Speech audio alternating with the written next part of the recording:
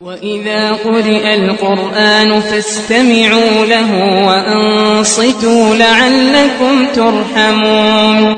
الحمدللہ والصلاة والسلام علی رسول اللہ رب اشرح لی صدری ویسر لی امری واحلل عقدۃ من لسانی یفقہوا قولی۔ اعوذ باللہ من الشیطان الرجیم، بسم اللہ الرحمن الرحیم۔ السلام علیکم ورحمۃ اللہ وبرکاتہ۔ الحمدللہ آج ہم قرآن کی صورتوں کے خلاصے کا آغاز کریں گے۔ سب سے پہلی صورت جو ترتیب کے حساب سے ہے وہ سورۃ الفاتحہ ہے۔ فاتحہ سے مراد افتتاح ہے، یعنی یہ دیباچہ ہے یا آغاز کلام ہے۔ اس صورت کے کئی اور نام بھی ہیں، جیسے اسے ام الکتاب بھی کہا گیا، سبع مثانی بھی کہا گیا۔ اس کے زمانہ نزول کے متعلق یہ بات ملتی ہے کہ یہ محمد صلی اللہ علیہ وسلم کی نبوت کے بالکل ابتدائی زمانے کی سورہ مبارکہ ہے، بلکہ معتبر روایات سے یہ معلوم ہوتا ہے کہ سب سے پہلی مکمل سورہ مبارکہ جو محمد صلی اللہ علیہ وسلم پر نازل ہوئی وہ یہی ہے۔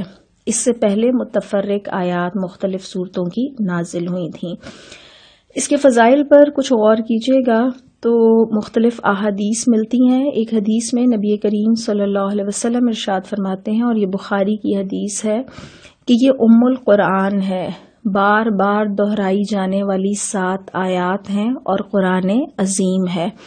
ام القرآن، قرآن کی بنیاد، قرآن کی اساس، اور بار بار دہرائی جانے والی 7 آیات جو ہم نے پیچھے پڑھا تھا، اس کا نام سبع مثانی، کہ وہ 7 آیات جن کو بار بار دہرایا جاتا ہے۔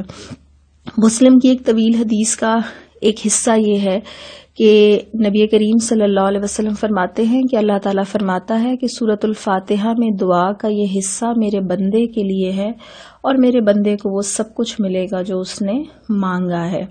اسی طرح مسلم کی ایک اور حدیث میں فرماتے ہیں نبی کریم صلی اللہ علیہ وسلم کہ ایک فرشتے نے آ کر خبر دی کہ آپ صلی اللہ علیہ وسلم کو 2 نورین، یعنی 2 نور مبارک ہوں جو پہلے کسی نبی کو نہیں دیے گئے، ایک فاتحۃ الکتاب اور دوسرا سورۃ البقرہ کی آخری آیات۔